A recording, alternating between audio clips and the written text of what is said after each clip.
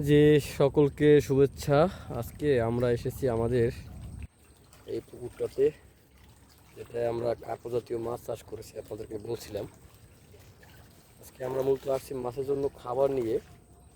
ভাতের সাথে ধানের কুড়া সহ আরও বিভিন্ন খাবার রয়েছে, এর সাথে আমরা মিক্স করে বানিয়েছি। তো এটা দেওয়ার আগে আমরা একটু মাছকে ভাসমান যে ফিড খাবার রয়েছে বাজারে কিনতে পাওয়া সেগুলো দিলাম মাছের যে উপস্থিতি সেই উপস্থিতি বোঝার জন্য। তো রাহান একটু খাবার দাও, দেখি আমরা কীভাবে মাছ আসে। এইটা রাহানের পুকুর, এই পুকুরটা রাহানি দেখাশোনা করে।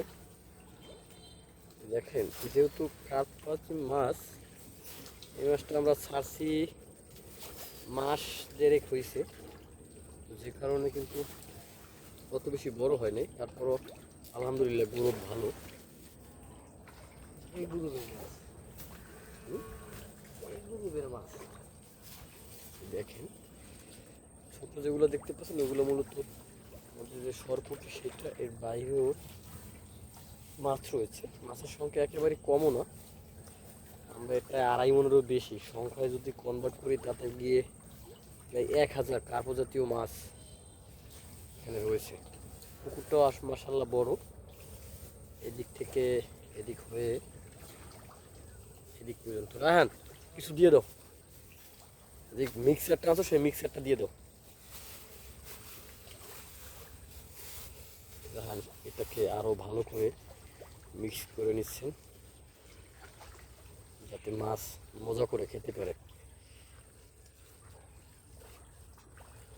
এটা কি কি দিয়ে বানানো হয়েছে রাহান? ভাত, কুড়া, বিস্কুটের গুঁড়ি আর বিভিন্ন আইটেম।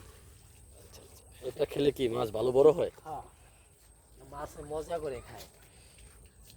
এই দেওয়া হচ্ছে।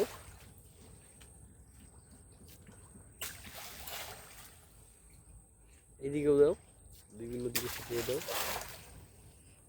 পুকুরটা বেশি গভীর তো, যে কারণে খাবারটা সরাসরি নিচের স্তরে চলে যায়।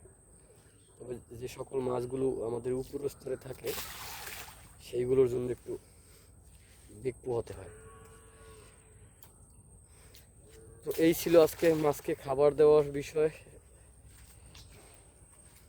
আমরা মাছের এই যে ঘেরটা, এটার চারপাশে আমরা নেট দিয়ে দিয়েছি, যাতে মাছটা যখন একটু বেশি পানি হয়, বর্ষা সহ জোয়ারের পানি, তখন যেন মাছটা চলে যেতে না পারে। একই সাথে এখানে যেহেতু এটা জঙ্গলের মতো, এই জঙ্গল থেকে অনেক সময় দেখা যায় যে বিভিন্ন সাপ যেগুলো মাছ খায়, তারপরে গুই সব যেটা রয়েছে, ওরা নেমে মাছকে আক্রমণ করে। সেজন্য আমরা কিন্তু জাল দিয়ে দিয়েছি।